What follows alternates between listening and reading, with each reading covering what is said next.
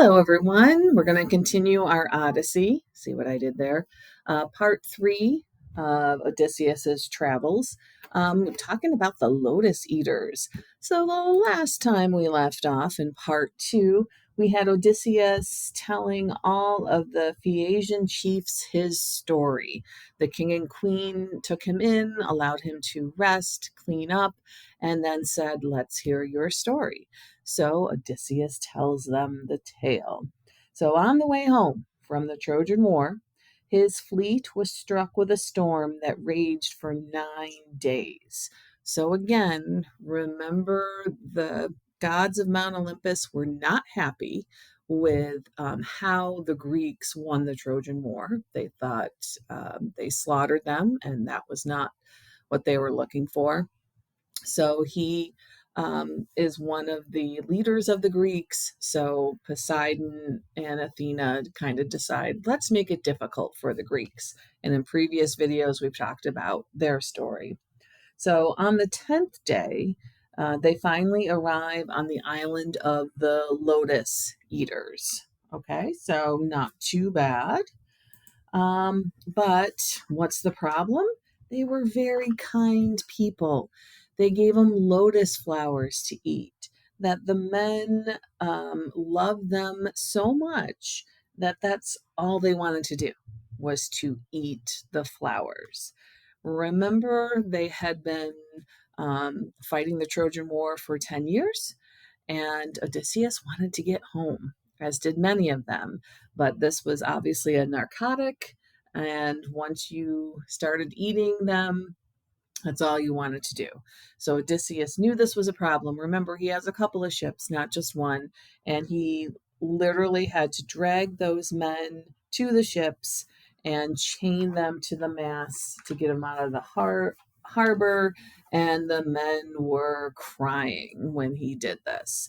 So lesson here, don't do drugs, kids. Now, I don't want you to think that this was the only stop that they had. They had other stops, and some of them were just mentioned in the other video when we did the Cyclops. And it also explains why Odysseus had the worst trip home out of all of the Greeks.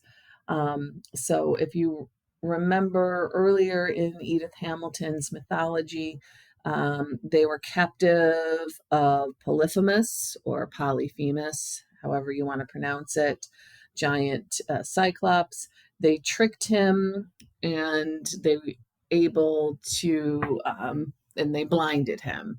So they blinded him, they tricked him. And remember, he had only one eye. So once you rammed that log into the eye, it was all over. The problem is that Polyphemus happened to be Poseidon's son. So again, Poseidon, you can kind of see why Poseidon didn't like Odysseus so much. So he creates another storm, but this time it was a good thing. They came to the land of the winds with King Aeolus, and he hears Odysseus's tale and says, "Here, don't tell your men, but I'm going to give you a bag of wind. Use it only when necessary. So if you happen to be in the doldrums, which means there's no wind, just open the bag just a little bit, let a little wind fill the sails, and that will take you home." Great. But Odysseus did not tell his men what was in the bag. They thought it was a bag of gold. So they opened it. And of course, when they opened it, all of the wind escaped and they were blown off course.